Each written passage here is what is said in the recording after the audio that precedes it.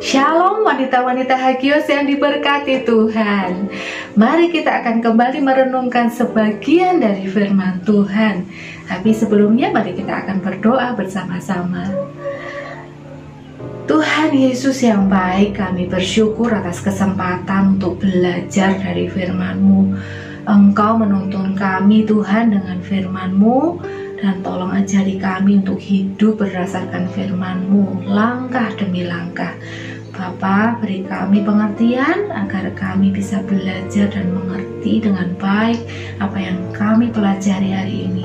Di dalam nama Tuhan Yesus Kristus kami bersyukur. Haleluya. Amin.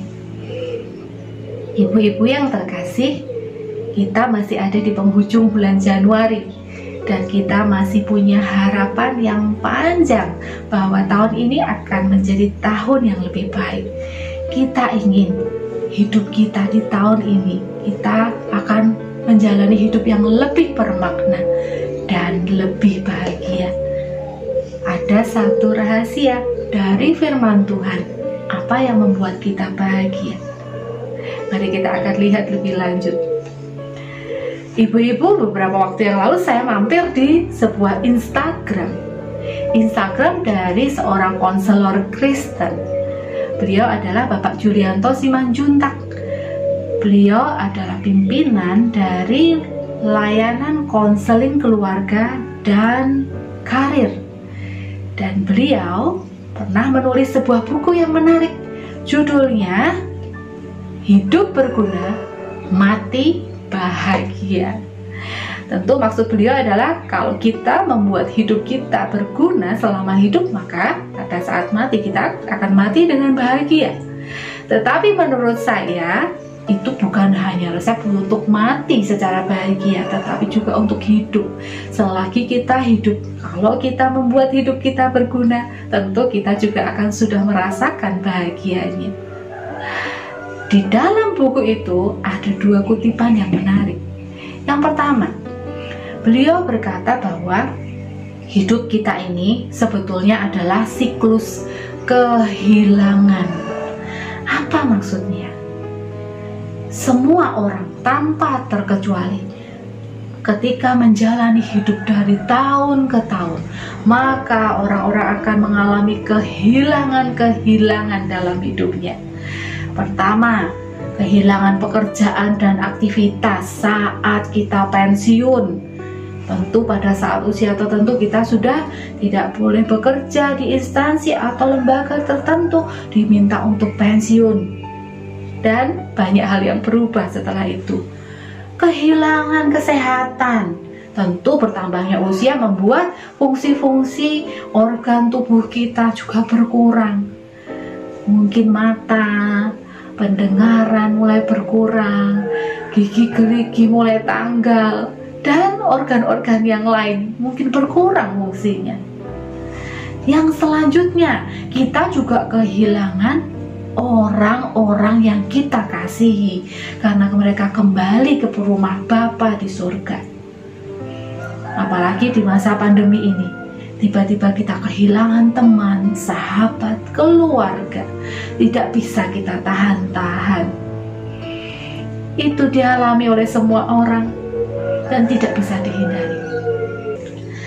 Selanjutnya, Bapak Julianto juga mengatakan bahwa meski orang-orang mengalami kehilangan-kehilangan di dalam hidupnya, tetapi selama kita masih diberi kesempatan untuk hidup, maka kita masih harus berjuang sampai garis akhir.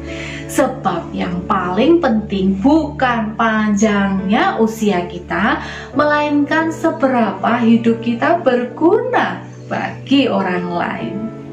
Saya setuju dengan hal ini. Itu sebabnya judul renungan kita adalah Be Useful. Jadilah berguna, karena itulah sebetulnya kunci bahagia kita. Kunci bahwa hidup kita di tahun ini akan berharga dan bermakna. Mari sekarang kita akan membuka Alkitab kita di Filemon pasal yang pertama. Filemon adalah tulisan Paulus yang hanya terdiri dari satu pasal, dan kita akan membaca Filemon 1 ayat 10-16 dan 18-19. Saya akan membacakannya dari versi bahasa Indonesia masa kini. Saya, Paulus, mengajukan suatu permintaan kepadamu mengenai Onesimus, anak saya dalam Kristus. Sebab di dalam penjara ini saya sudah menjadi bapak rohaninya. Dahulu ia tidak berguna untukmu, tetapi sekarang ia berguna. Bukan saja untukmu, tetapi untuk saya juga. Sekarang orang yang saya kasihi itu saya kirim kembali kepadamu. Sebenarnya saya ingin menahan dia bersama saya sebagai penggantimu, supaya ia bisa membantu saya selama saya ditahan dalam penjara ini karena memberitakan kabar baik dari Allah. Tetapi saya tidak mau melakukan apa-apa kalau saudara belum memberi persetujuan. Saya lebih suka kalau saudara melakukannya dengan kerelaan hati sendiri. Saya tidak mau memaksamu. Ayat 15. Mungkin Onesimus berpisah dari saudara untuk sementara waktu supaya saudara bisa mendapat dia kembali untuk selama-lamanya. Sekarang ia bukan hanya seorang hamba untuk saudara. Ia lebih dari itu. Ia adalah sesama orang Kristen yang tercinta. Ia berguna sekali untuk saya, apalagi untukmu. Tentu ia berguna sekali, baik sebagai hamba maupun sebagai seorang saudara di dalam Tuhan. Ayat 18, kalau ia bersalah atau berhutang kepadamu, biarlah saya yang menanggung semuanya itu. Nah, baiklah, saya menulisnya sendiri di sini. Saya, Paulus, akan melunasi semuanya. Ibu-ibu yang terkasih, bagian yang baru saja kita baca adalah kisah tentang Filemon dan Onesimus. Ini adalah surat Paulus kepada Filemon. Filemon adalah warga negara Romawi, orang Romawi yang mengenal Tuhan dan menjadi pengikut Tuhan karena pelayanan Paulus.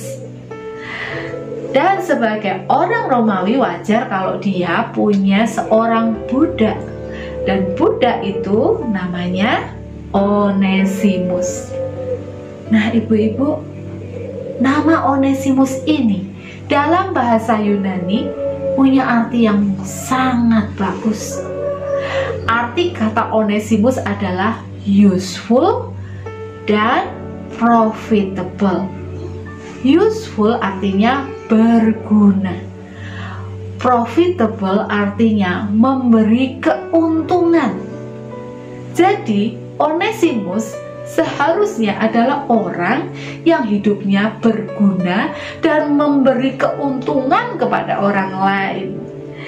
Kalau dia menjadi budak dari Filemon, seharusnya dia membuat hidupnya berguna buat Filemon, dan dia bisa mendatangkan keuntungan buat Filemon sebagai tuan yang dia ikuti.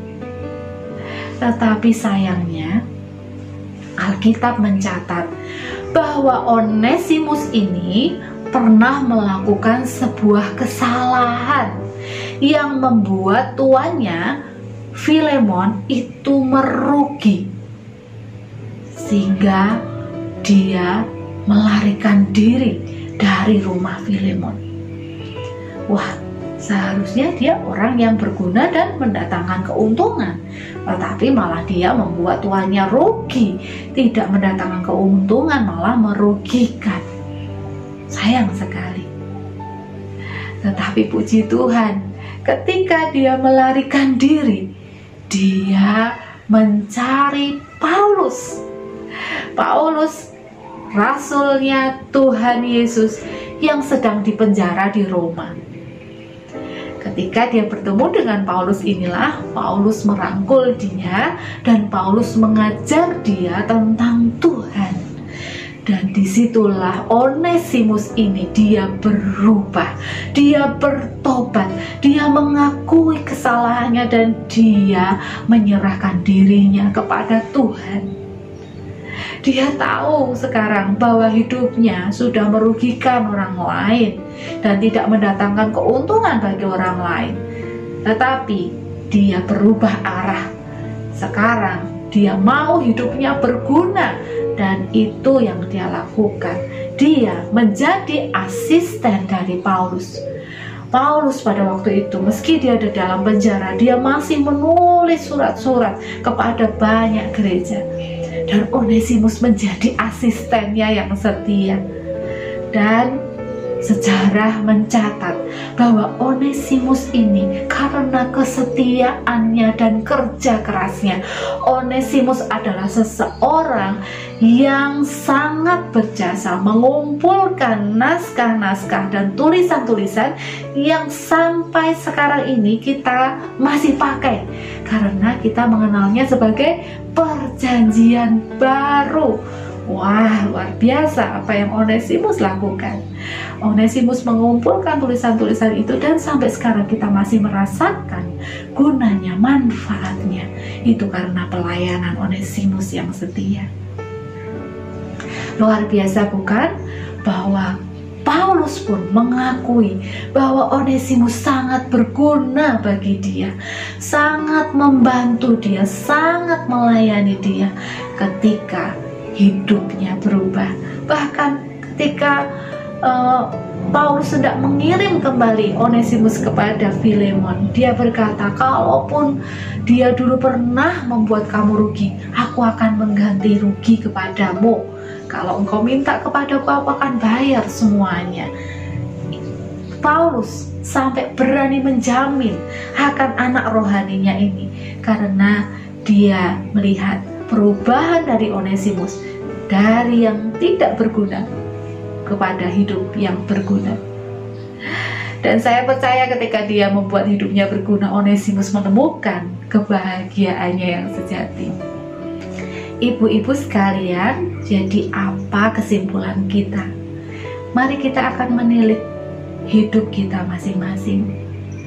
Seperti apa hidup saya sekarang? Apakah saya seperti Onesimus yang dulu? Yang hidupnya tidak berguna dan bahkan merugikan orang lain? Apakah perkataan, perbuatan saya merugikan orang lain? Mari kita semua akan menjadi seperti Onesimus yang bertobat, yang memutuskan untuk menjadikan hidupnya berguna, tidak hanya bagi sesama tetapi terlebih bagi Tuhan. Dia melayani dengan setia, dia bekerja keras dengan semangat, dan dia menjadikan hidupnya berguna bagi begitu banyak orang, bahkan bagi kita sekarang. Yuk, kita akan menilik hidup kita dan meminta Tuhan untuk memakai kita. Ibu-ibu sekalian, saya punya sebuah benda. Ini adalah pasta gigi.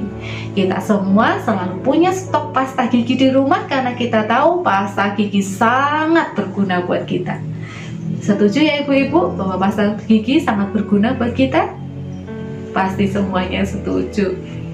Tetapi ibu-ibu sekalian, selama pasta gigi ini masih tertutup dan kita belum mengeluarkan isinya, kita belum merasakan gunanya. Kita belum bisa merasakan bahwa pasta gigi ini berguna kalau kita tidak mengeluarkannya, memakainya. Kalau dia dibiarkan tertutup saja dan tidak mau keluar, maka kita tidak akan merasakan manfaatnya. Mirip dengan hidup kita. Kalau kita mau hidup kita berguna, mari kita siap untuk mengeluarkan sesuatu dari hidup kita. Apakah itu pengetahuan kita, kebaikan kita, kemurahan hati kita, pelayanan kita, kita akan keluarkan untuk memberkati yang lain. Maka disitulah orang lain akan merasakan bahwa hidup kita berguna dan mendatangkan keuntungan bagi mereka. Mari kita akan sama-sama meminta Tuhan memakai hidup kita jadi berguna, dan kita akan mengalami hidup yang bahagia. Mari kita berdoa. Bapa, terima kasih karena Engkau mengajar kami cara untuk bahagia. Bukan dengan cara yang sulit, tetapi dengan cara membuat hidup kami berguna. Tuhan, tolong bukakan mata hati kami supaya kami melihat apa yang bisa kami lakukan, apa yang bisa kami bagikan dari hidup kami, agar kami bisa berguna dan mendatangkan keuntungan bagi Engkau dan bagi sesama kami. Pakailah hidup kami Tuhan untuk memberkati orang lain. Terima kasih Tuhan, di dalam nama Tuhan Yesus Kristus kami menyambut firman-Mu. Haleluya. Amin.